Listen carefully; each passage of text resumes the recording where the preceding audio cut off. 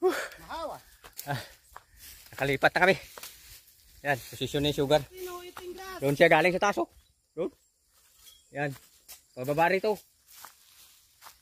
At ito naman ang ilulod namin. Lawak yan. Ayan. Ayan na. Kung nakababa na yung hagdan. Ayan. Siguro, mag-almusal muna kami. Alas 7. Start kami kanina mga past 6. Ayan. Sana matapos namin to bago mag 11 o 10. Alright.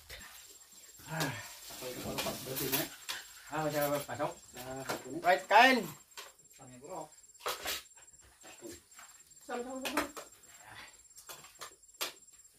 Ang aming specialty, langka, baboy. Sinigang. Sinigang. Ang ating pamangkin nagluto. Ikaw nagluto nito, be? Ikaw? Birthday mo ba?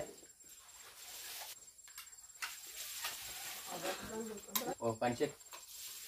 Kasi nyo, awan ako ng kandong, pulit ko. At saka may kape ako. Sila wala.